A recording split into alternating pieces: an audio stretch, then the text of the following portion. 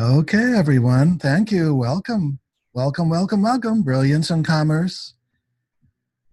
House of Freedom Trust, November 7th, 2018. Webinar number 11 in our series.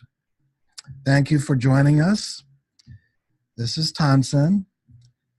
We have a number of programs from Brilliance and Commerce, a project of La Verite, which means the truth, House of Freedom International Natural Law Trusts, Liberty Debt Elimination System, affiliations and special offers, wealth building systems, credit repair, gold purchasing concierge, offshore asset protection, Monaco Management Group, wealth management, cryptocurrencies, and so on. You may be pleased to know we now have a new designation. We are members of a United Nations organization called the International Business Standards Organization, and we're signatories to the Worldwide Charter for Fair International Commerce. And you can see here, for those of you who have video, the certificate granted to Brilliance and Commerce as members and signatory of the International Business Standards Organization and the Worldwide Charter for Fair International Commerce. This is now on our website, so those of you who haven't seen it yet, you may like to check it out. This organization champions integrity in business. And so you'll see a whole list there of 9 principles. As a minimum standard, comply with all applicable local statute or state, provincial, and federal laws and regulations, and so on. And then it goes into ethics, and fair dealing and all that. So you can read that over. Today is November 7th, 2018. We're doing the Trust webinar with our illustrious speaker, Randall Hillner. And we're going to skip December for the next webinar. So next will be January 9th, 2019. So enjoy a very nice holiday season, everyone. This particular webinar today will be our last for 2018. Also, for past webinars, we now have a special link that directly shows it forwards to, it points to the page on YouTube where all our videos are. And that's called brilliance-videos.com. So you'll see that on the screen for those of you who have video. Brilliance-videos.com. For those of you listening by phone and need a later reference and don't have any access, for those of you who did not have an affiliate and need some way to connect, we are at house-of-freedom-trust.com. House of Freedom Trust with dashes between the words.com. But we prefer if you had an affiliate who is your introducer to us to instead use that affiliate's link, please.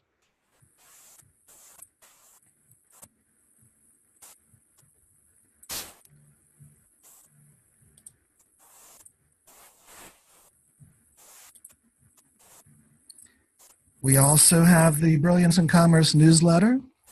For those of you already receiving it, you understand that. For those who have not yet subscribed, go to the website and click at the top where it says newsletter sign up. For those of you who do not have access to the internet or prefer telephone, we do have the phone number 360-200-7521.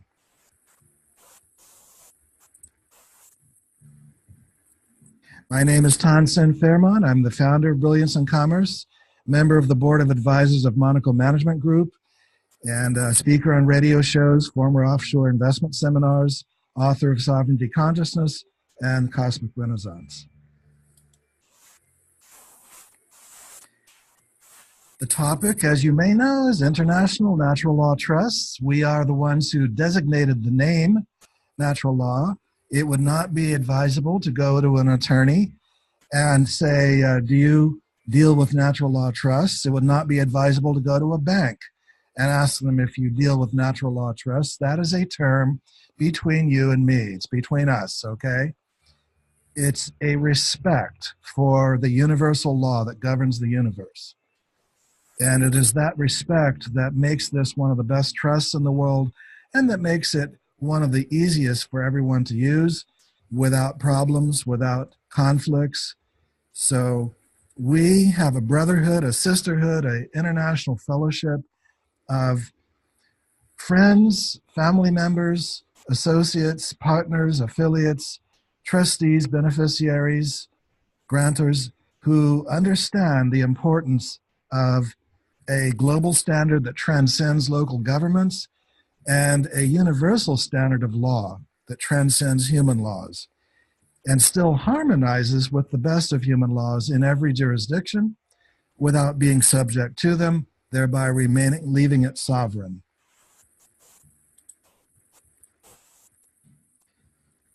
We like to say that this is a previously best kept secret of the super rich, that peaceful people are enjoying protected status in a state-of-the-art sovereign trust. So if you have one of these, understand, and if you don't have one of these, you may well soon enjoy the benefit of discovering that for generations, just a few thousand people, we're not talking millions, but just a few thousand worldwide have been quietly successful in this kind of arrangement where others thought it would be impossible. Impossible to be so successful in protecting assets, dealing with banks, dealing with investments, dealing with distributions to beneficiaries, and serious money, serious assets, serious endeavors in asset protection without the problems normally associated with statutory entities.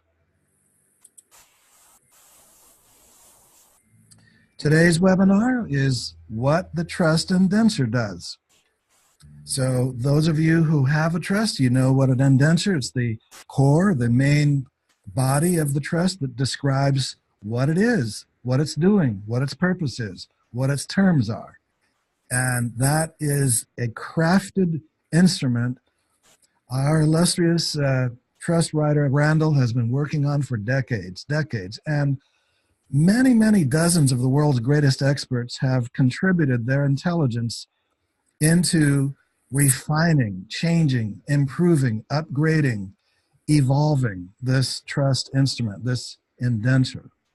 And so it's extremely important for everyone, both newcomers as well as seasoned trust operators, to clearly understand what this indenture is, what it does, what it's for, and how to relate to it. Perhaps even feel the freedom to make a few minor changes in your own trust as long as it continues to maintain the integrity of the main principles.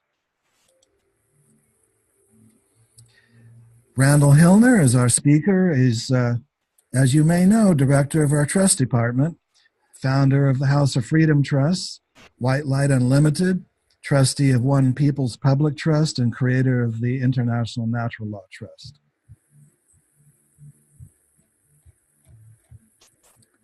It is now very, very pleasurable to introduce you and unmute, turn the video on. There we go. Okay, you're on. And the video. There you go. How's that? Oh, all right. So welcome, everyone. It's an extreme pleasurable experience for me to be working with all of you and working with you as clients and potentially future clients. And Tanzan and I have been in and out of incredible experience to create a lot of these things that we can present to you. So I'm really glad to be here for this period of time. Randall, can you turn your video on so at least the thumbnail is showing? Oh. There we go. Thank you. Oh, well, Very good. Thank you. okay. Hey, who Hey, is that guy? hey. Jeez, he's ugly as mother. Okay, so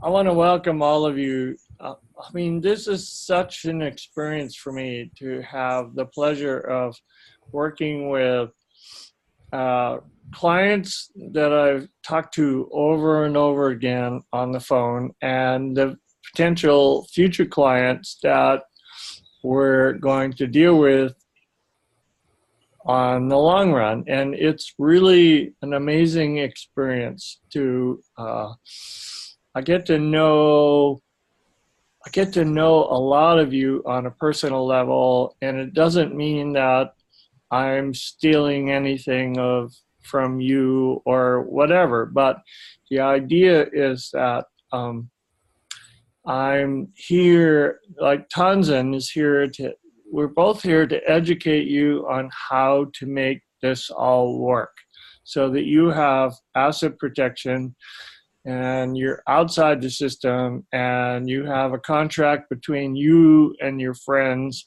and it's a really delightful experience. So I guess I can talk a little bit more, but what I want to talk about today basically is I want to talk about the indenture. And if you have a trust already, then I would ask you to, pull that out, have it available, and we're going to go through it. And if you don't have it, don't worry about it, because I'm going to just give you a gist of how it all works and what it is, because basically it's a contract between you and two other people, two trustees, or at least one. And so that lead in, authorization, name, and location. Okay, so we're on. Okay, so authorization is who authorizes this contract. It's between you and the grantor, or you if you're not the grantor, and the trustees, and then the name, and then location of where it is. So the authorization is standard. It's right there at the top of the list. It authorizes, you say by signing at the end of the document that you authorize this document to be a irrevocable trust, and you understand the process behind it. And then you have the name and where it's located. So that has to be, that's like first page. Where it is, what's the name, and where's the location. And then it just goes on from there. So that's the standard process that you need to state that I authorize this contract between me and the trustees. And that's what gets you on the way. So it has to be, and it's stated when you get the authorization. The authorization basically is the fact that you have decided to create an irrevocable trust, which means you can't take back anything you've given into the trust. However, you will benefit from that long time down the road. The name is whatever you want to name it. The location is wherever you are right now, but that can be changed at any time. Anytime you move or you want to change a mailbox or whatever, that's simple. So authorization, I hereby now say I want this irrevocable trust, and the name is what it is, and the location at the present moment is where we are now. Okay, next. Who is the settlor and who is the grantor and the granting of the terms? Okay, so the settlor is, or grantor, these terms are interchangeably no problem. It's just same name for two different names for the same person. This is a person that either grants a trust or settles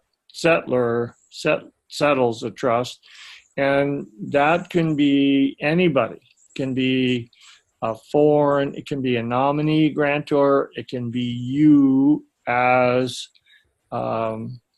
grantor. And let me go back a little bit in history. And when we started to do this, basically we had retired people that would come to us and say, okay, we want to create a trust so that we can take our assets and put them in a trust and then not have to worry about how the beneficial interest would go. And we've decided that. And so the settlor or the grantor would come to us and we'd say, okay, well, then we have to get, trustees, etc.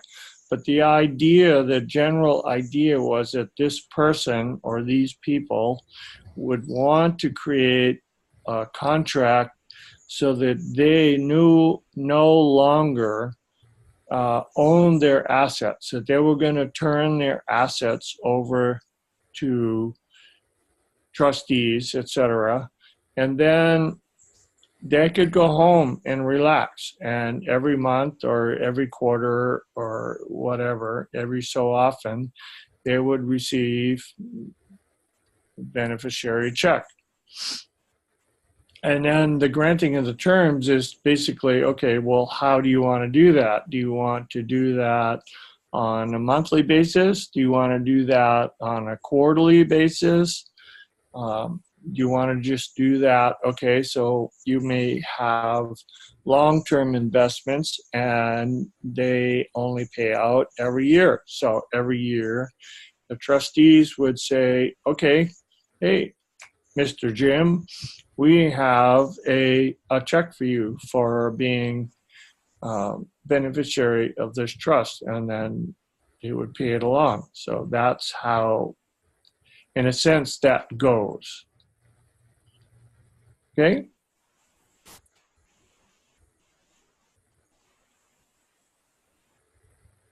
Okay, so the nature of the trust. God, that's a great image. The nature of the trust is, what do you intend and what do you want to see the purpose of this contract to be? So it could be for your benefit, present time. It could be for your children and or potentially for your grandchildren.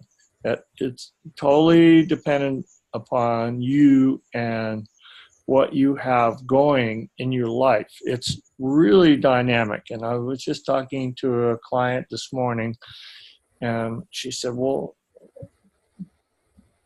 I said, look, what do you want? How do you want to make this whole thing work into the future? Let's not worry about present time. Let's not worry about, if you want to do present time, then that's okay too. But if you're looking to the future, then you're looking into a contract that will serve your children and grandchildren. She said, well, what if I put down my two children and then they have children? I said, well, then, you just go to the trustees, and the trustees will say, okay, we're going to say that a certain percentage is going to come to you on a regular basis, and a certain percentage is going to go to the grandchildren or great grandchildren, because what happens is that over a period of time, children are born, people die, people come in, and what you have to get is the nature of the trust, and the nature of this indenture is that it's for a long-term process. And so it never has to worry about probate, never has to worry about anything outside, but it has to do with your incredible vision, especially if you have vision, a visionary purpose. Then you want to have that as part of who the beneficiary is. And it just extrapolates from there, and you have to get that.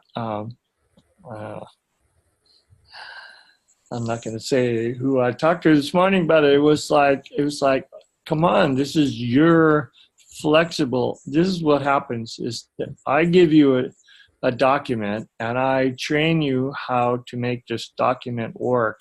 And then it's up to you and the trustees to take this pretty flexible document, malleable document, and make it into who you want to be or who you want to have in that process. And as long as you stay within the construct of that intent, and you're fine.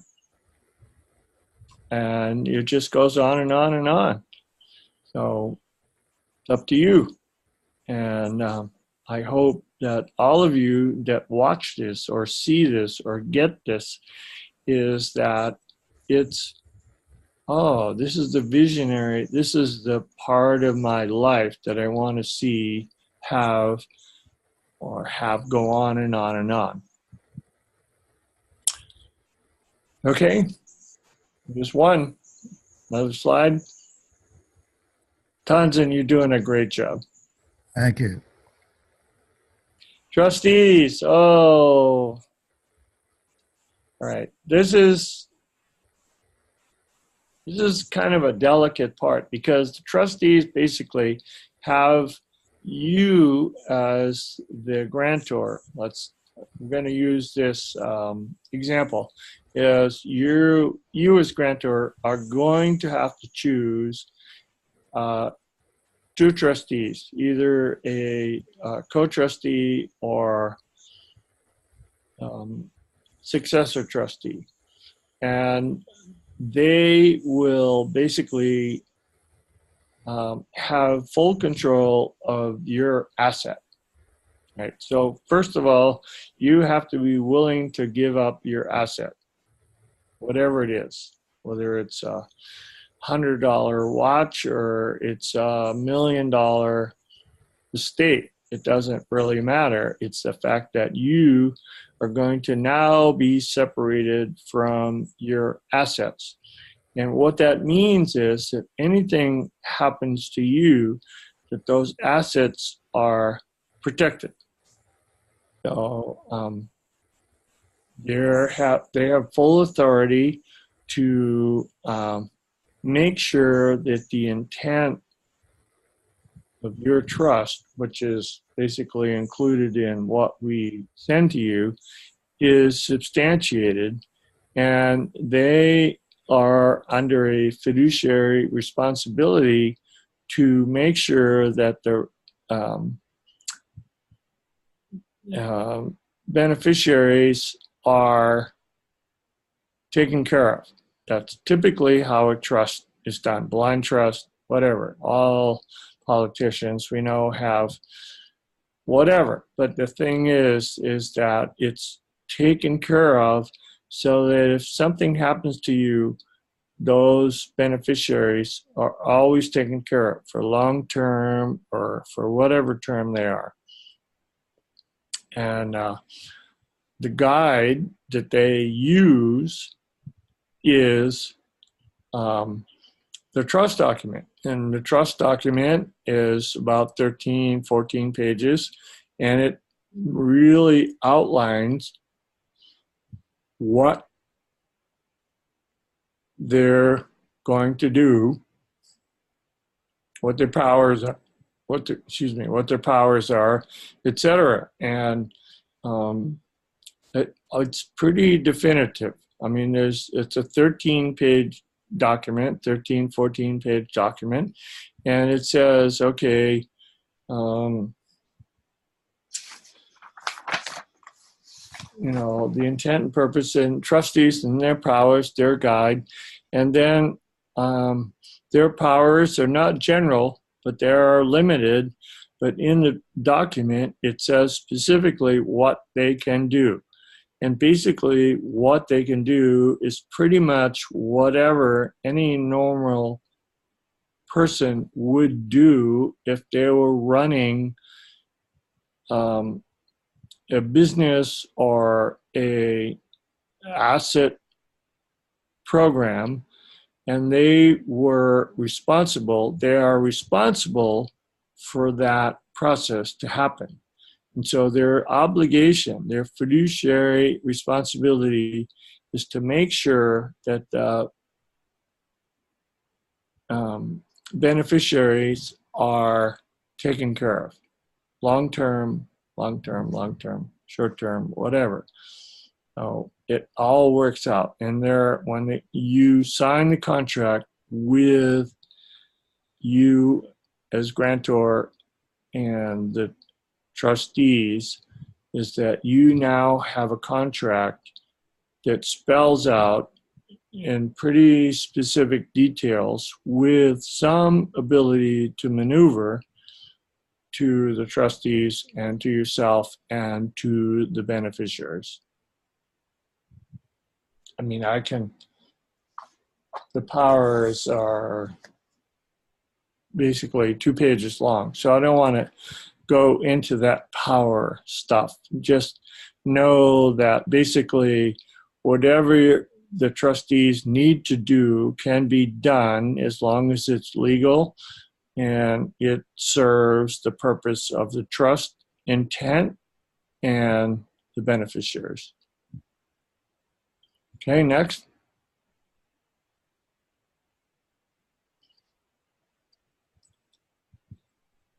Meetings and duties. Okay, so if there's a lot of activity, then the trustees must come together and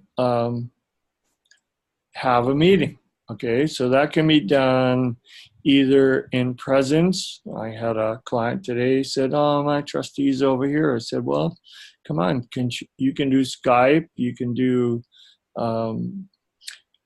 Facebook or Live Face or whatever, and you can do emails and that way." So in other words, you can have a trustee meeting over email or FaceTime or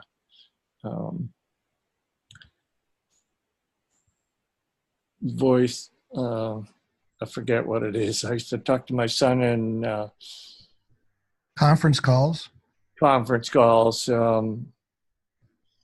when he was in Dubai. We used to have I called him at 6 in the morning. It was 6 in the evening there, and we had face-to-face over, what's it called?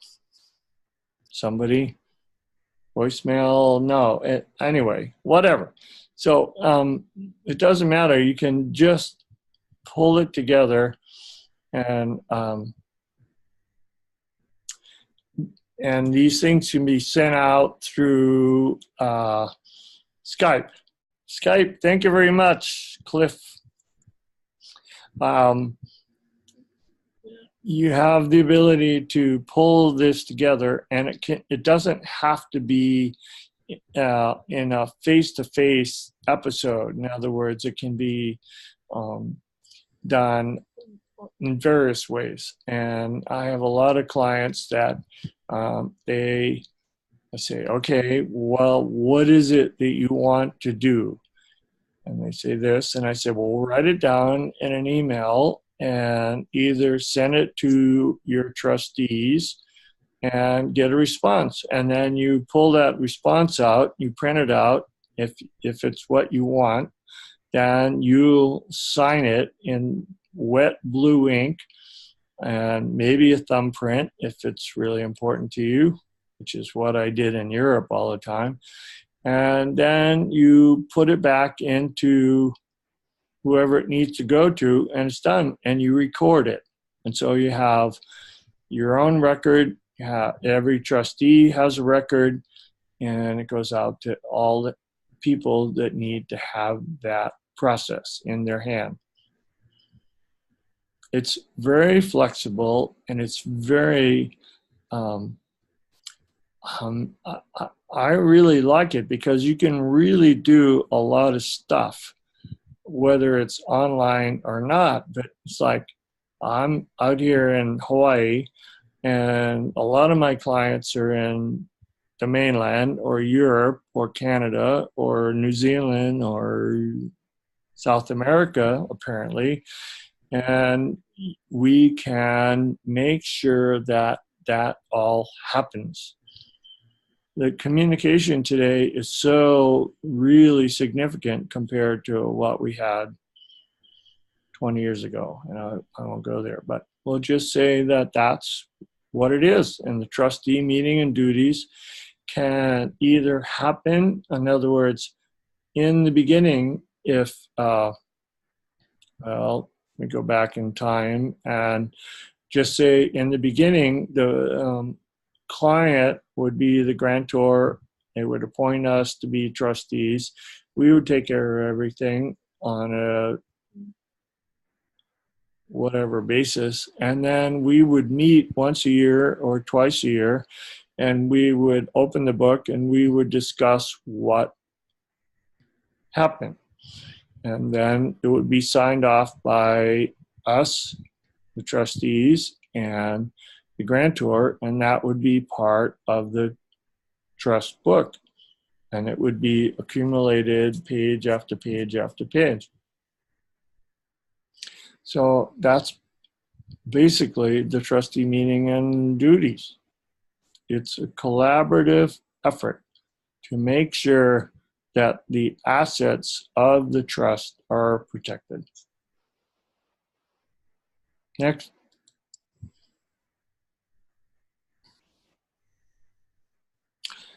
Okay. I don't know about Superman. I'd rather have Supergirl. Anyway, I grew up with that guy. I don't want him in my face. Anyway, the protector. So the protector, there's a clause, there's a paper, a page in your document that is a protector page. And the protector must be unrelated to you or the trustees. And the sole duty of the protector is to look to make sure that the trustees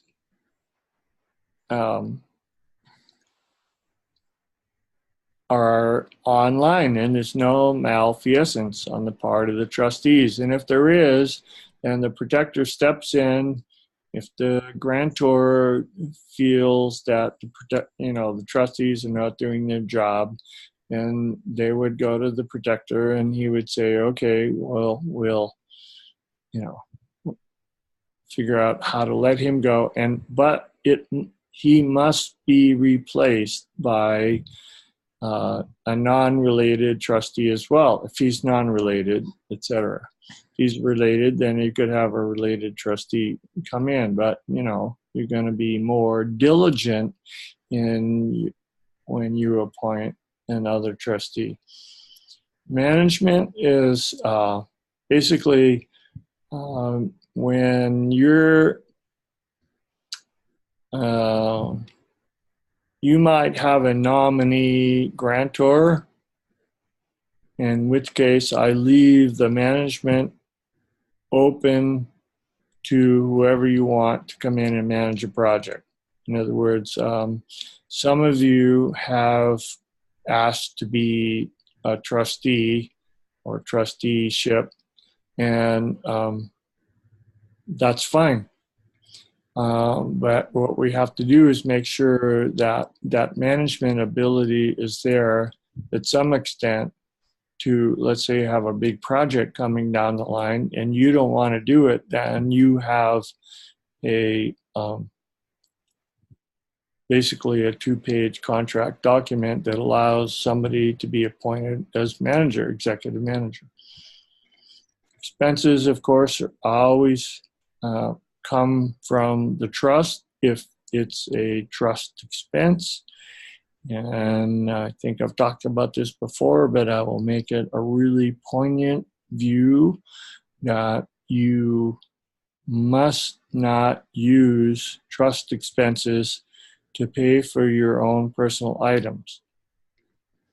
Pay yourself as either a trustee or a manager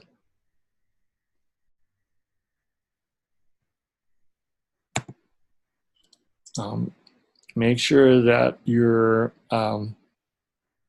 trust pays for expenses that are strictly contained within the trust. You don't want to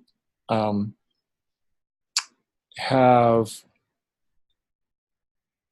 the trust pay for your personal expenses. So just make sure you don't commingle. Commingling of trust expenses and your personal expenses is really not good.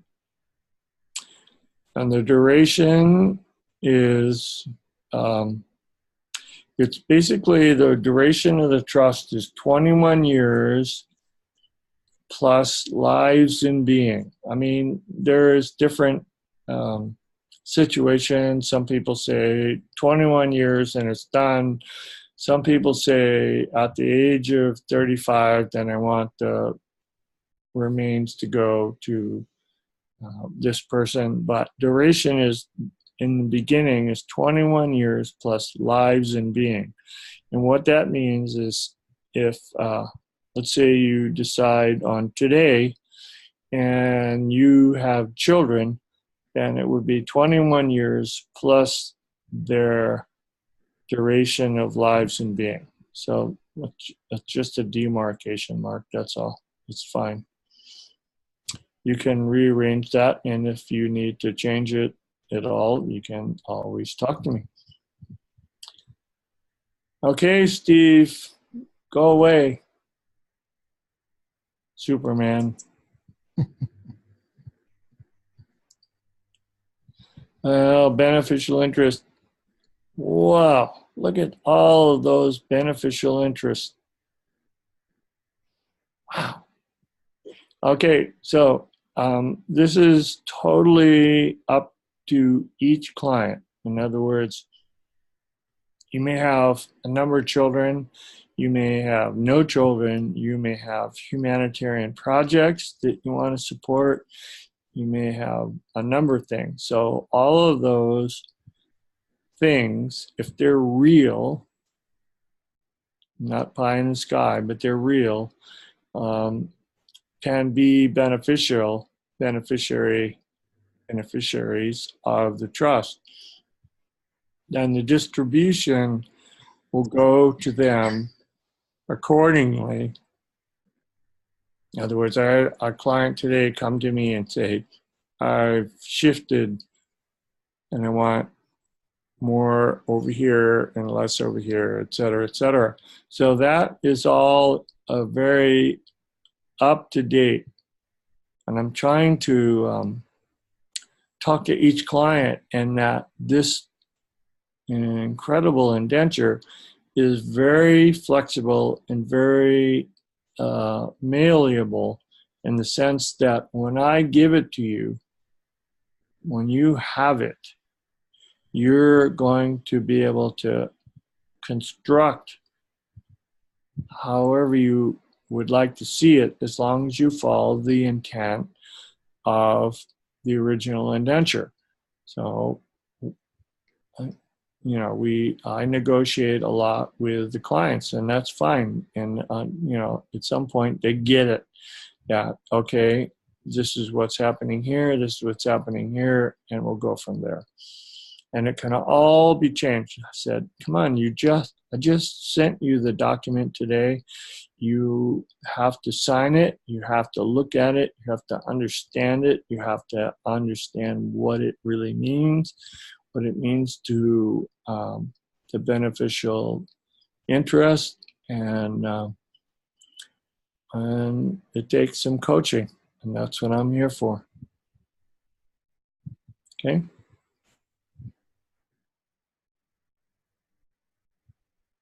Third parties, yes. Okay, the really amazing thing about a trust is that it can give 100% of its profit to a charity and write it all off, where you, as an individual, can only give 50% without being taxed on it. So I'm just saying that contributions from the trust are 100% tax exempt. Just leave it there. Third parties are when you and the trustees deal with third parties, like you enter into a contract to, let's say the trust has a piece of property and it enters into having to negotiate to have construction done, reconstruction, remodel, or whatever, is that the third party can only look to the trust as its contract. Can't go into the assets, can't go into anything. So it really leaves, it's separating. I mean, this is a beautiful icon, Thompson, that you have. It's like this whole thing flows right through. And so nothing is really adhered together. It's very permeable. But yet, in a sense, when you sign a contract with a third party, then you are, if you sign as trustee or as grantor, you are confined to that contract, which is as the way it should be. When you sign a contract, then you're responsible. The confidentiality is that the trustees are under fiduciary responsibility to not say anything to anybody without a subpoena. So that's basically it. If you don't know what a subpoena is, then you should look up peanut butter. Okay. Next. Questions? Okay, everybody. Thank you, Randall. So we have 3 ways that you can ask questions, 2 of which, if you are looking at this by video on your computer or device, you can either click where the raise hand icon is, or you can type it into chat. And if you're calling in by telephone, you can press *9 on your phone, and that raises your hand, and then we'll answer you as soon as we can get to you. And Randall, we do have one already in the chat. Thanks for the invite. I am in Canada and interested in this type of trust. I have read but a while ago. Question, what is the trustee fees? And also, where would the trust be set up or in which jurisdiction? If you're in Canada, you would have to establish it in Canada. You can, well, it depends where your trustees are. If you have Canadian trustees, then it would be in Canada. You can have a Canadian address, and you can file for Canadian revenue tax, so you can go into the bank. You can file for a foreign grantor trust EIN number in US. I mean, it's long, complicated, but it's the same idea is that you're basically going into a contract with, let's say, fellow Canadians. Long as you all play hockey together, I guess that would work. So that's the basis of that, is that it can be anywhere. I have people in Quebec, I have people in Alberta, Quebecians, and everywhere else. We have people in South America, we have people in all over. It's happening all over. And also, the location is not the same as jurisdiction because it's a sovereign trust. Location is just where the paperwork arrives. It has nothing to do with jurisdiction. Jurisdiction was where you do your business, I guess, or hold your assets. And that's a question beyond this venue, but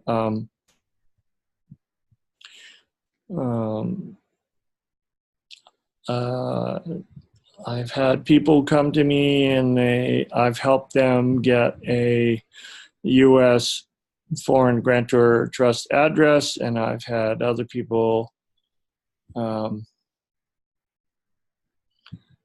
just go back to Canada and they've gotten their, whatever number they need so they can go into a bank. I have a client in England and she said, no, I don't need a number. All I need is to walk in with my passport and my paperwork, and it's really easy. So I guess it just depends on where you are. And she also asked about trustee fees, and I guess you could just explain how there are, 3 different ways that trustees can be appointed. Well, one is you find your own trustees. 2 is you ask for help. And 3 is there is a trustee service that we, or Tanzan specifically, offers off his webpage. And the trustee service is a professional, very professional service, and it alleviates. I have so many people come to me and said, I don't trust anybody. I don't trust, I don't even know where to get a grantor. So we are, and I think Tanzan, you pretty much taken care of that, where we're going to have a nominee grantor service for a particular fee, and we're going to have a trustee service available, and that'll be a certain fee. It'll be like a down payment fee, and then will be so much per month. So you have to think about that. We haven't posted it on the website yet, but it is in the newsletter, and anyone who's interested in it can request it of Randall or of our team. And we haven't yet instituted a fee for being appointed. So it's Monaco Management Services. And if one wishes to appoint Monaco Management Services as one's trustee, as one of the trustees, there is no fee just for the appointment to get the trust set up. There are only fees if there are additional services needed on a kind of menu, per item, per hour, and that sort of thing. Okay, good. That's really good. I didn't understand that. That is really important. Is it a minimal fee for a grantor, minimal fee for having a trustee appointment, and then the trustee service is obviously going to be on an hourly basis. And it's probably something we need to talk about, but basically it's mostly on your website where people, I've had 4 or 5 clients come to me today already and say, where do I get the trustee service? And it keeps getting referred back to me, but I need to I don't know where that is, so we're going to have to figure that out. But basically, the trustee would be international. It could go anywhere, can work in any country whatsoever, and we'll go from there. So this is preliminary for us, and we're just starting this, and it's really auspicious that we're doing this, because it's, I mean, for people who are just knocking their head on the wall about, I don't have anybody that I can trust. So now you have a professional, warranted trustee service, which we'll have.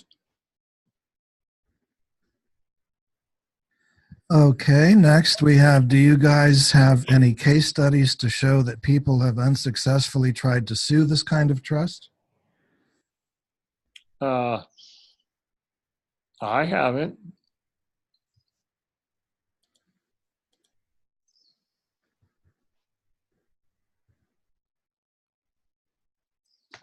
That's a happy problem to have.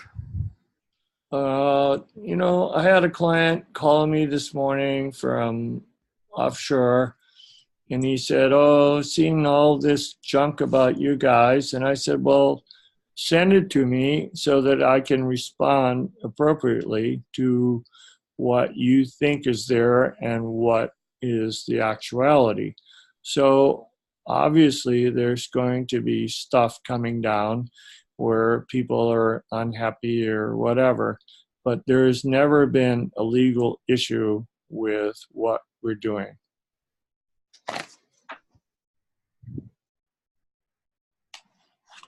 So what was he referring to? Must have been some other organization. I told him to send it to me, and I haven't received it yet. Yeah, we haven't ever seen any problem legally. We don't know of any cases where anyone's had a trust from Brilliance and Commerce, House of Freedom, sued. Yes. No. I mean, it depends on the client. You have to remember that if you... Can you bring your microphone closer? If you go out on the street and you injure somebody, then it's possible that the trust could be sued. But ordinarily, if you're just doing asset protection and you're doing different things and it has nothing to do with out on the street, then there's never been a suit. Next question. What are some examples of how trustees are selected? In your experience, how inclined are people to take on this type of responsibility? Are there other members of this group who would be available to be trustees for trusts that they were otherwise not connected with? Well, yeah, if you want to post, I mean, if we want to create a list or a group of people that are willing to be a trustee, I mean, that's what we're talking about as our trustee service. It's the same thing. So somebody could say, I would like to learn how to be a trustee, and I would be willing to be a trustee on anybody's trust. And be compensated for my work. Doesn't have to be a maximal amount. It can be for a minimal amount, and could be just for relationship. I don't know.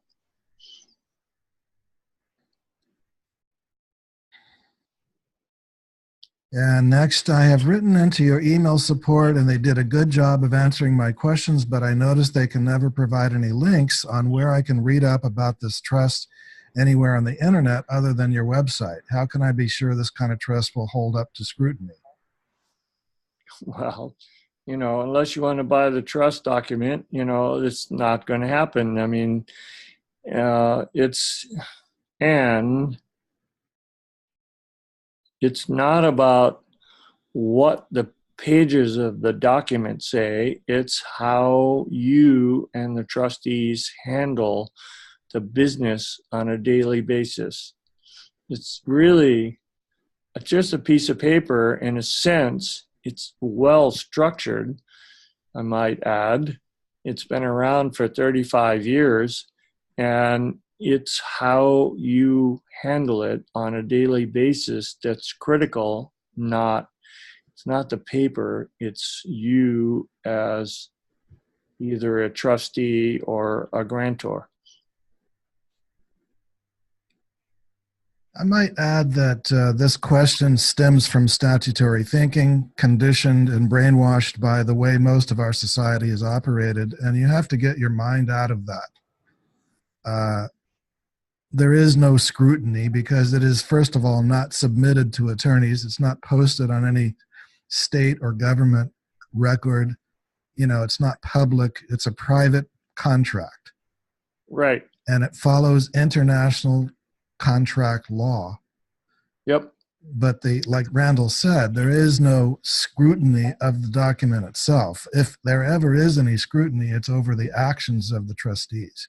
Exactly. And that's what I pumped over and over and over again into the client, is that it's really important that every action is written down. It's like a captain on a ship. You need to create a log of everything. Every time you turn the rudder, you have to record it. You have to have a log. And it's the same idea, is that you create a log for your trust document, and then it's all there. And as long as you're doing something that's legal and appropriate, then you're going to be fine. The next question, so the trustee can be offshore? Sure. I mean, the communication today is like nothing. Phone call, text, piece of cake. You send we just went through this DocuSign thing. I mean, you can DocuSign anything now online. So there's no sense of, oh, my trustee lives over here and my trustee lives over there. No, you just have a computer and you get DocuSign and you send an email and you say, I want you to sign this, and they DocuSign it and they send it back, and then you store it and it's done. I mean, it's done all over anymore. I would only add that if the client wishes to have a bank account for the trust, that the banks will usually require the trustee to be signatory on it. Well, at least one of the trustees, yes, right. So if the trustee lives at some distance, he or she may need to fly in and appear in person at the bank to open the account. We've heard of some banks that will open accounts remotely, but we haven't tested them yet. It's mostly the case you have to show up physically. Well, the U.S. banks in particular, I ran into that problem last year, and I had a really, really copacetic banker, and she signed all my stuff via FedEx. And then the bank came down and said, we can't do this anymore. And they basically dissed her. And so now I have to go to the mainland if I want to open up a mainland account. If I working on a couple of accounts here, but they still want the trustee to walk in as well.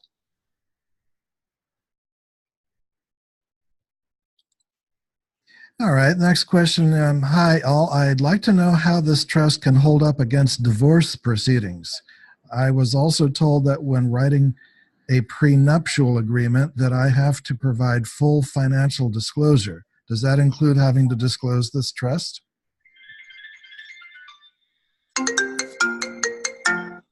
Sorry.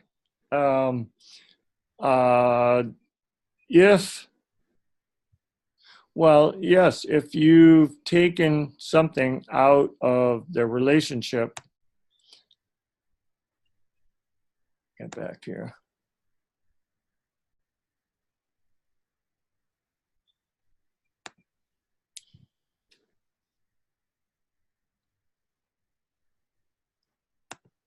Um, if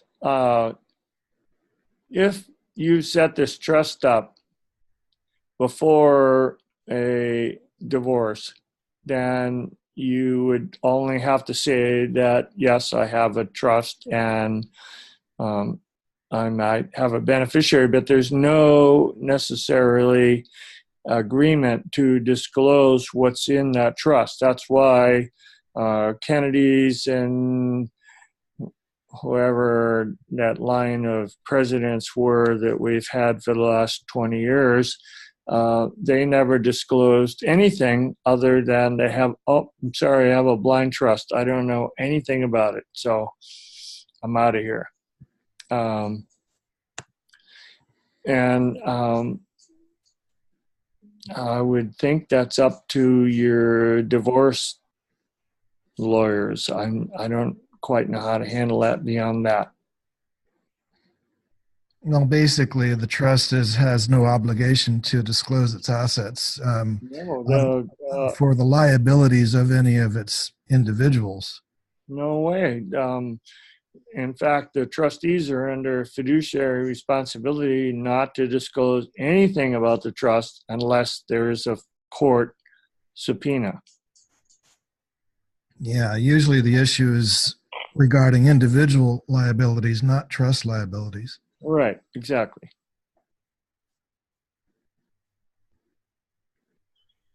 Okay, next, would you need a notary for the creation of the trust?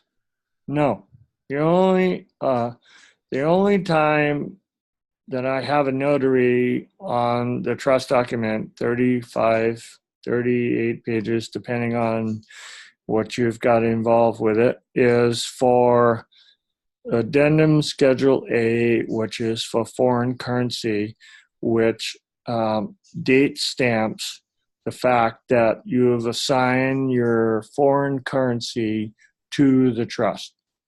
That's all you need.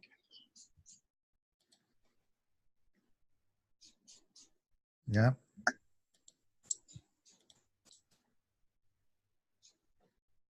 Okay, next, does the indenture contain a clause declaring that the trustee is not liable for actions of the trust and the trust is not liable for the actions of the trustee? Yes. Simple answer. Do you want me to read it? If it's quick and handy, yeah.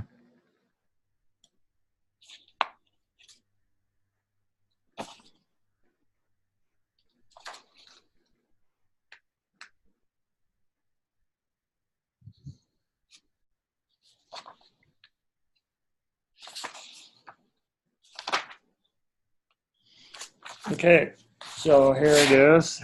Trustees shall be duty bound to observe high standards of good faith and loyalty to the trust and the management of trust assets for the benefit of beneficiaries.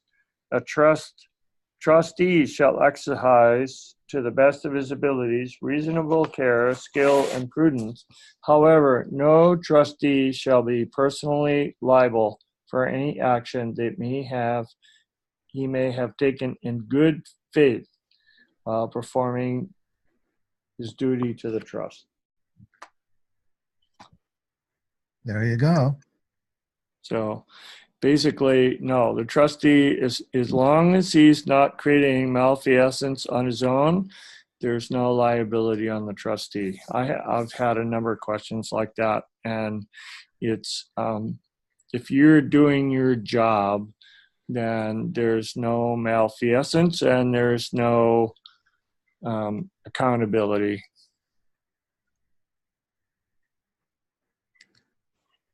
I'm not sure what happened to your video, Randall. It seems to be stuck on a still image. I don't know if that's the case, how it's showing for everybody else. Oh, there it is. Okay, it's on again. Now, we have adding to the divorce question, I would prefer not to disclose the trust. However, if I have lots of money in the trust and I have been living off of it as a beneficiary, then wouldn't the ex-wife be entitled to some of the money in the trust as someone who was living with me? that wouldn't occur unless that other person is also a beneficiary. I mean, that person might be able to tag part of your beneficial interest, but in the way we write the trust is that if anybody argues with where that money's going, then the trustees can withdraw the units of beneficial interest and put them back in the trust until you've straightened out your divorce mess. That's called asset protection. Yes, that's exactly why we do this kind of stuff. And it's not to take away from your partner, but if you haven't figured out your partner's stuff first, then you got to get on it and figure out, okay, how do I deal with this? I mean, it's like anything in life. If you're in a contract and you want to break it, then you got to figure out how to break it on an equitable basis. Yeah, of course, obviously one ethically would want to be fair and generous, and at the same time, the instrument, the trust, gives one control over over what one distributes. Yeah. Well, and the fact is that maybe this trust was set up before the marriage happened, and so accordingly, the partner does not. If she's not a beneficiary, then she would have no control over the equitable interest in the trust. Right. Oh, the gold. So this question, to protect the privacy of the trustees, how about them appointing a limited trustee who only represents the trust in interactions with agencies and lawyers, etc.? I wouldn't do that. I would, just have two trustees that help you run this endeavor. And then if you need somebody, then you find somebody to help you out. Otherwise, why go there? It's not necessary. This is a private contract between you and two trustees. And unless there's some action, there doesn't need to be any third party involved unless you entertain a contract for whatever you are going to do under that contract.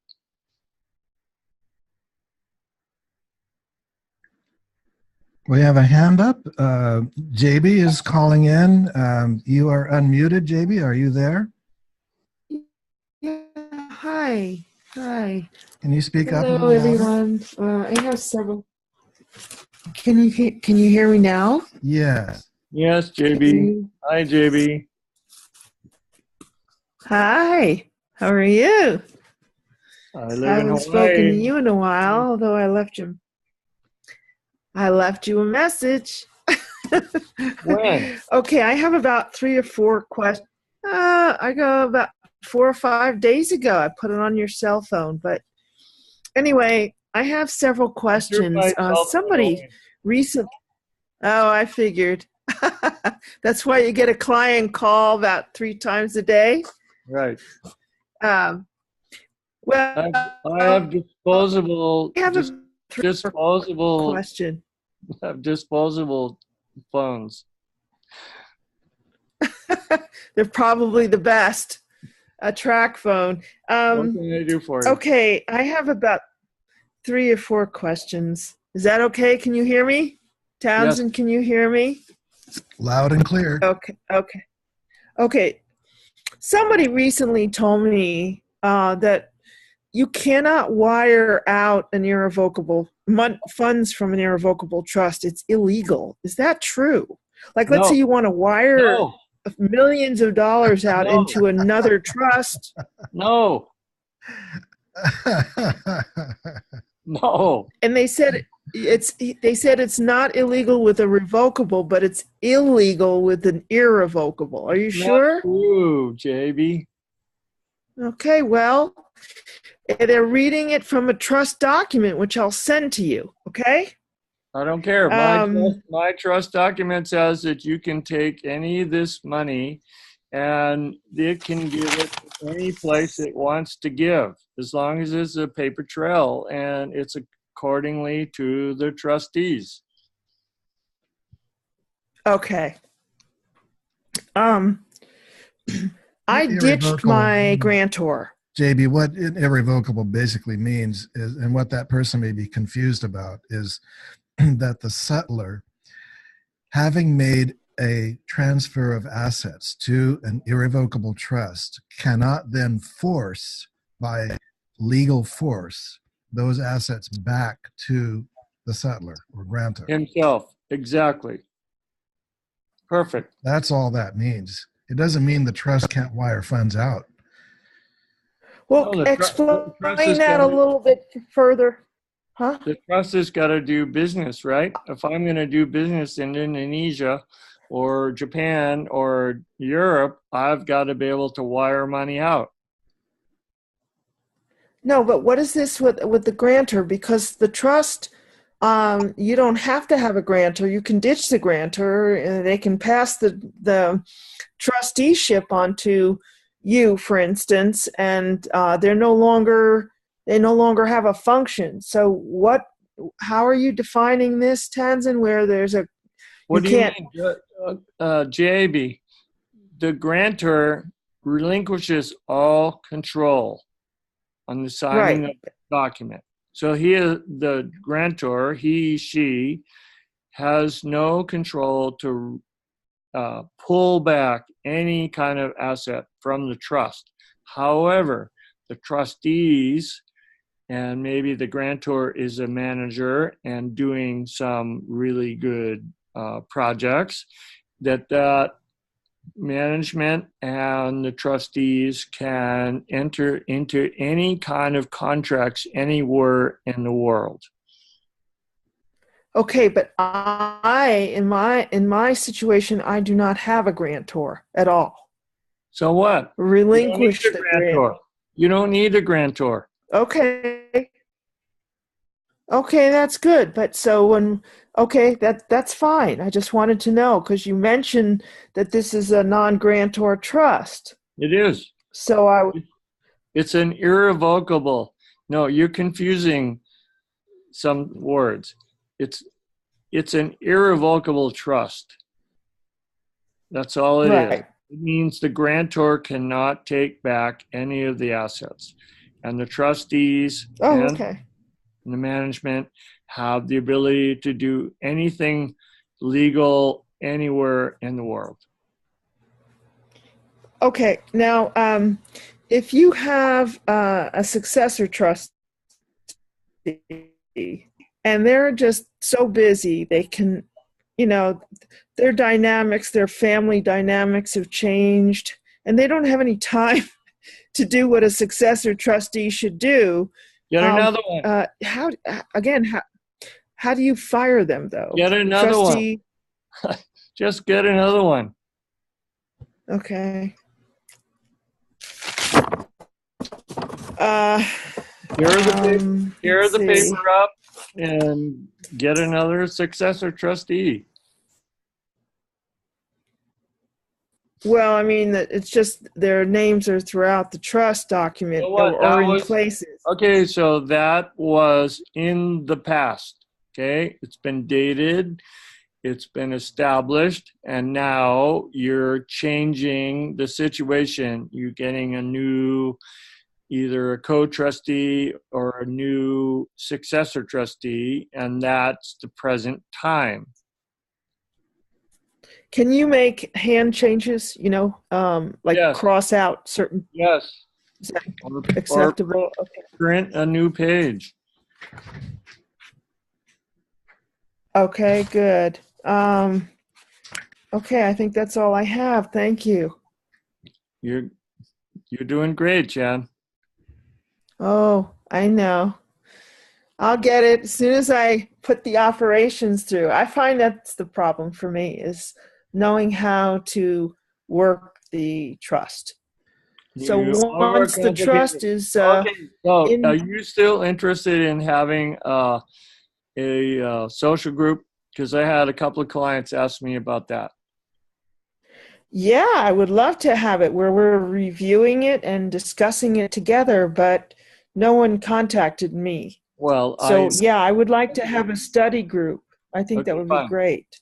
I will turn people on to you as long as you're willing to let me share your email or phone number.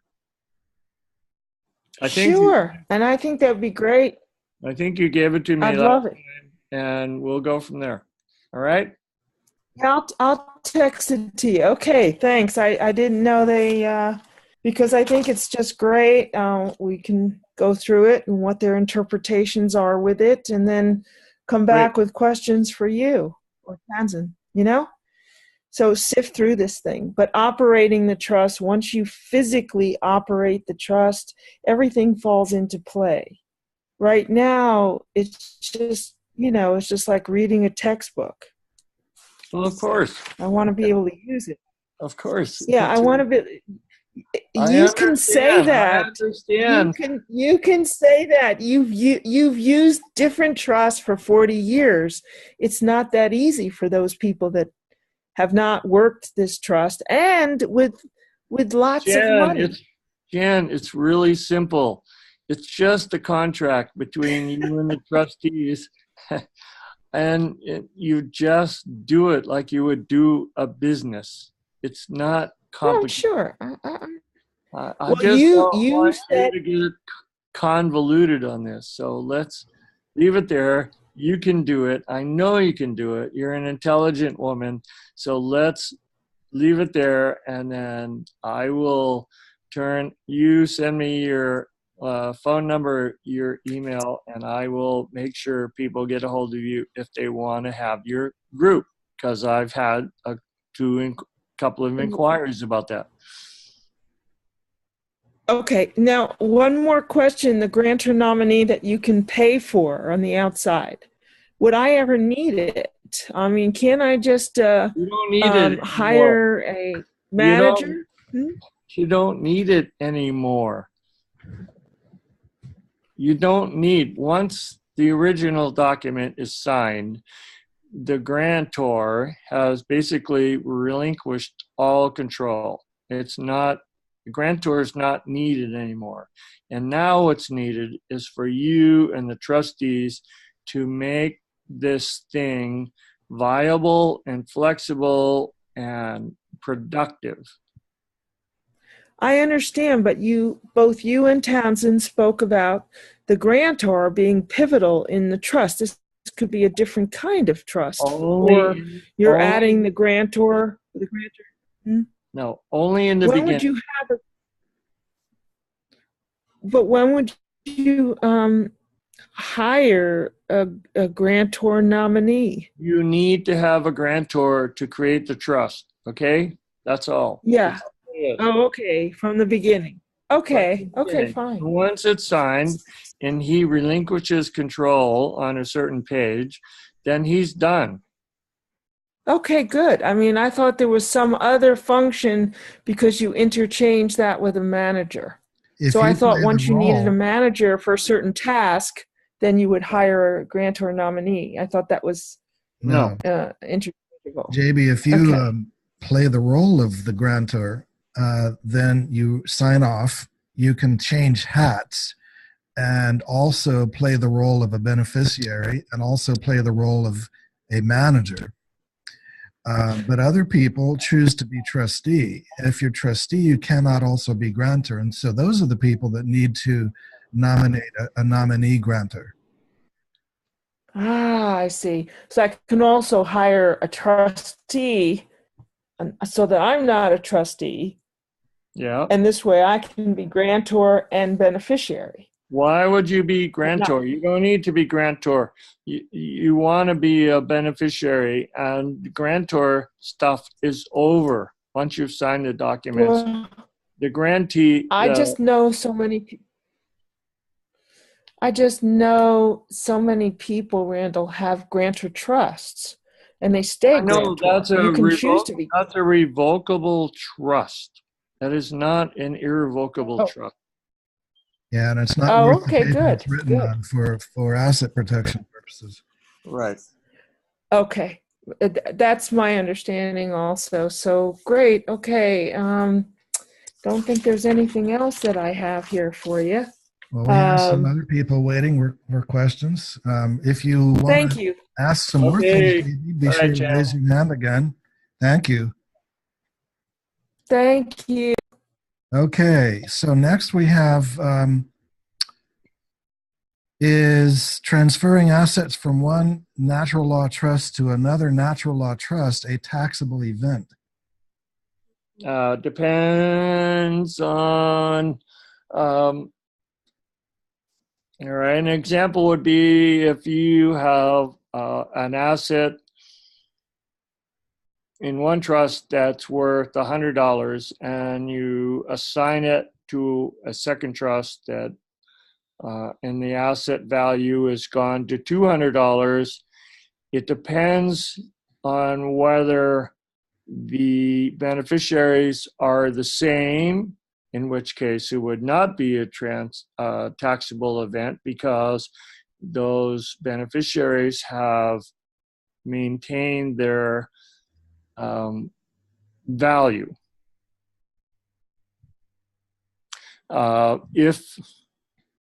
If you have an asset for $100 and you sell it for $1,000, then the trust may have a taxable event which could cause the trust to have to pay a tax. But as long as you transfer an asset to another trust and the same beneficiaries are in place, then it's a non-taxable event. Well, now you're going over my head, Randall. How would that be a taxable event in any case? Well, you and I have had this conversation a long time, and I don't want to get into tax ramifications on our whatever we have here because it's too complicated. But rather talk about the event of how to make the trust work, not the taxable accountability of any trust or any. I didn't mean to go over your head, and I just don't want to enter the tax situation. It's not worth it. Sure, okay, I understand. So it's a private matter that can be discussed privately with clients, and it varies from situation to situation. Yes, Okay. because it depends whether they're. I'll just leave it at that. Let's just leave it. Okay, let's go on to something else. All right. The next question is, unless I'm mistaken, the banks have to report all balances in the account to the government. Now, if a bank account is opened up for the trust, does this reporting not happen anymore? In other words, I know the funds in the trust account are non-taxable, but I'm curious to know how that works and the difference between a personal account vs a trust account on the bank's side. I have no idea what the reporting requirements are for any bank, so I don't know. I've never had that issue. I've had plenty of bank statements, and there's never any kind of saying from them that they're reported anything to anybody. I can say the same. Yeah, and everybody we know who's used these trusts would probably say the same. Yeah. I mean, I've never even seen it on my personal account, so I don't understand where that question came from. Okay, next, in a family, how distant a relative qualifies as unrelated for trustee or beneficiary purposes? Well, supposedly it's blood, marriage, and whatever. So, I have some. No, I don't know. You're sleeping in the same pot. I would just say please go outside your home and your relationship and your friends and your employment and find a trustee. And if you can't do that, then think about our trustee service that would be absolutely distant from you. It could be a friend, no? Yeah. A friend is non-related. That's what I said. 2 friends or 1 friend and 1 family member. It's okay, but you can't just have a family member be your trustee. Well, the question was, how distant does a relative have to be? I mean, second removed, third cousin or something? You want to clean my ears as well as pick my brain? No, I mean, try not to. Yeah, I'm sure you could get away with it, but I'm trying to keep a distance between people and who they have on their trustee board. I mean, come on, we're offering an incredible service here where you can have a nominee grantor and you can have nominee or trustee service, and then you're really legally separate from your assets. Maybe helping would help to answer that if you explain the reasoning behind it. What's the reasoning for why the trustee cannot be Trustees by law cannot be related by blood, marriage, or employment.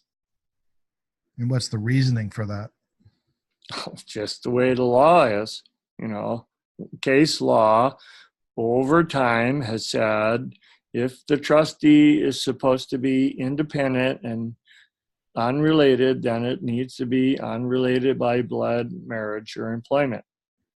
I mean, you know, I can go into my law books and dig up all the case sites, but that, you know, that would be confiscation to the max. Yeah. Is that the right word? Confiscation? Confiscation. Yeah. Obfuscation. Okay. Just, you know, take that principle. No, trustees can't, one of the trustees cannot be related by blood, marriage, or employment. To the grantor or settler, right? Yeah. Right.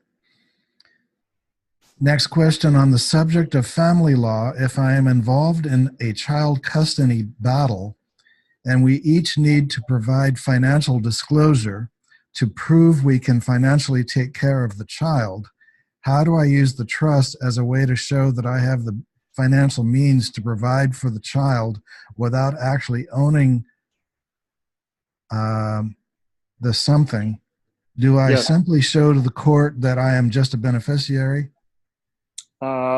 You'd have to get with the trustees and you'd say, I have this question that's come from the court and I need your advice, and I would like to make this assets in the trust independent of me, but I'm willing to pay my share of child support, and the trustees would concur or not, and it would go from there. So it's just a situation where you would confer with your trustees before you give an answer to the court. And maybe it would satisfy the court if the trustees were to agree to a certain amount, perhaps distributed monthly, and it would sign. Perhaps the trustees would sign a commitment like that and give it to the court. If that's what the court's looking for, and if the trustees agree to that, then you're right on. Yes. Okay. And the response is perfect. Thank you. And those are the questions of the moment. Great. I think surf's up. It's a beautiful day in Kauai. I'm sorry for all you guys that live on the mainland, but well, you'll have to have a conference and invite us over at the Regis or something. That's a good idea. Why don't we have one over here? Yeah. Well, they're gonna no. Regis is shutting down for a year. They're going to redo it. And then a year from now, after we've got a lot of education on the people, we'll have everybody show up. I don't want to go to Europe. That's the wrong picture. But we could all come to Kauai. And yeah, it would be great. But let's just take question by question. Is that it? That's it for now. I guess if you want to organize it, we can accommodate, or if somebody else wants to organize it, then they can help. A year from now at the Princeville? Why that long? Because it's closing down. I'm sorry. I just told you. They're closing down for a year. They're going to remodel it, and it's going to be a minimum $500 a night. Oh, St. Regis? Yeah, of course. Oh. Anyway. Well, all right. So by that time, I may have a house on the beach, and we can do it there. We can also do a cruise around the islands. Ah, absolutely. A polyester pantsuit cruise. Okay, everybody. We have today being November 7th. We also have our next webinar, January 9th, 2019. And for viewing past webinars, go to brilliance-videos.com. For those who do not have a trust and wish to purchase one, go to the link provided to you by your affiliate. For those who need general information and don't have a link, use houseoffreedomtrust.com with dashes between each of the words. And we have a lot of other services as implied. We have a lot of other products and activities and information. Subscribe to the newsletter if you haven't already at that website. Click on newsletter sign up. For those who don't have a phone number, 360-200-7521. It's our company number. Randall, we have someone saying, hi, I have a question, which is of topic. Okay. And that's from Victor. But Victor, that's all we saw on your chat. So if you'd like to squeeze in one more question, perhaps we can entertain it before we close out. No worries. And someone else writes, thank you, lots of love. Thank you for that. We appreciate it. It's returned to you. It's mutual. We're very grateful for everyone who has been participating. And Randall, you've been telling me continuously how much you enjoy the clients. And I think they'd enjoy hearing you say that. I do. It's amazing. I mean, I just love it. Marissa often comes in and smacks the door open. She said, you've been on the phone for 2 hours. Come on, I need some time here. And so we go back and forth on that. And is she jealous that you're more in love with your clients than with her? No, that's not. We've been together too long. That's not the issue. Okay. He just says, come on, you've been talking too long. Come and talk to me a little bit. So I do, and then I go back to my clients. But what was the question so we can... Okay, Victor says, I bought a debt elimination package and I'm from the UK. How do I edit to suit the UK system? So Victor, that's a question not pertaining to our trust webinar. Right. Would you please be so kind as to send that in to our ticket system? You've been given in your Liberty system a link for tickets so just send that ticket in and we'll be happy to take care of you. Truby writes, says, how does a trust take ownership of agricultural land, a farm, and how do I separate the homestead, the house, because they are two different entities? Easily. You have a deed for each one. Okay, so I don't know whether you have a trust or not, but let's say you have a trust, ABC Trust, and you want to assign the land and the house to the trust under separate deeds. So you would write a document, you and the trustees would write a document, and you would say, we're assigning ABC land document to the trust, and we're signing BCD household to the trust. And then you need to go down to the county with a trustee and say, we as trustees are going to record ABC land doc and a BCD house doc to this trust. We want to have it recorded in the county office. Yeah, fairly simple. It is, but you got to go to the county, got to separate it out. You got to have when we were in California, we had to have a meets and bounds land survey document, and that was one document. And then I don't know what it's like in Hawaii, but I think it's similar, and I probably everywhere you have a land document that has the parameters of what the space is documented, and then you would have a deed for the house, and you would take them to the county and they would say, okay. Well, it looks like some more questions have come in before we wrap up. Once my trust has been set up with my child as beneficiary, if I have another child anytime after the trust has been set up, can I simply add a beneficiary? Do we also have the power to remove beneficiaries? Yes. Yes to both. Yes. It's just a yes to both. You and the trustees must just put a minute in that you've added another beneficiary or you have taken off a beneficiary, etc.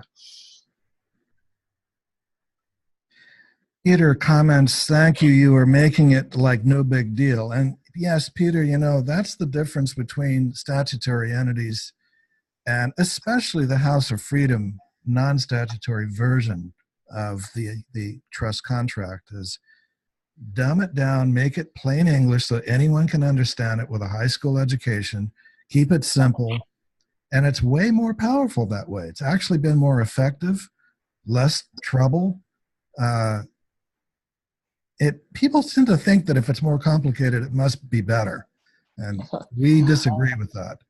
Oh, Tanzan, you and I, we just pound it into the clients. Keep it simple, keep it simple, keep it simple.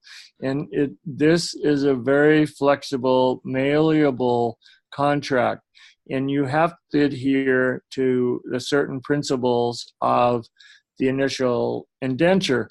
But after that, it's up to you to make this thing your liveliness. I'm talking about, really encouraging liveliness in this trust document. It's just like, okay, let's go play now and let's do some things. And we just have to record it and make sure that the trustees are in accord and we have it all under scrutiny and nothing's illegal. And, we're not bringing in 100 pounds of cocaine. That was in the 80s. We don't need to do that anymore. So let's just bring in the age of enlightenment instead. Absolutely. JB asks, do you ever turn over any part of a trust to a title company for insurance, etc.? If so, what part? I think she means the pages. What pages? I need to see that question again or hear it again. Well, like a title company for insurance, say on a property, and let's say the trust owns, I'm assuming this is what she means, assuming that the trust owns a property and you want to take out insurance and the title company needs to see the documents of the ownership. Right. So you and the trustee, one trustee at least, would go to the title company and say, this property is owned by this trust and we want to take insurance out on the property, and there it is. And we would never want to present the entire trust document to any institution, but what pages from the trust would be relevant there? Well, this is another one that we go through. In the old days, you didn't have to take anything but the abstract, and now a lot of the bankers want to see the whole trust indenture. And so what I encourage the client to do is to put it in the 3-ring binder. And if you have to go to the bank and they want to see the whole process, then you paperclip or microclip the minutes that are private, and the rest is, hey, take a look. Here it is. Nothing secret here. So I don't know. That's a question we've dealt with for a while, Tanzan, and I think that it's doesn't matter anymore. As long as the minutes are protected and private, then the rest is not a big deal. It just basically, a lot of people are going to want to see what the indenture looks like, and a lot of people are going to want to see what the signatures look like, and they will ask for licenses and passports, etc. I mean, when I went to Europe and we did all that stuff. I mean, we had to present passports and licenses and fingerprints. So I don't know. It's like everybody wants a different story. And I have a client in Mexico that I have to deal with because they say they don't want to deal with it. And I'm saying, well, it's just a contract. Just tell them it's a contract. So I'm trying to deal with that. And Canada's been easy. Europe's been easy. The girl in Europe said, oh, all I need to open up a bank account in England is my passport and the document. So she's fine with that. So I don't know. It's like it just changes everywhere you go. There's different people want different things. And like I said before, when I was in California in the 80s, as a general manager, you could just walk into the bank and open up an account. And now they only want to do it if the trustee is there. So it's changing, and everybody that's doing this needs to be flexible and open to coming back to me if they get stuck and saying, what do I do here? What do I do here?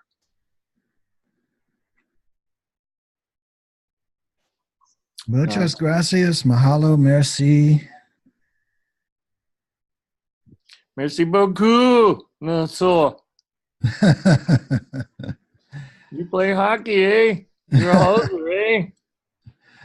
Okay. Where'd you get that purple grass? Yep. So. All right. Randall, thank you.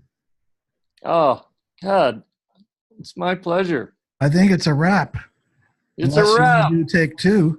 Actually, I have a wrap waiting for me to devour.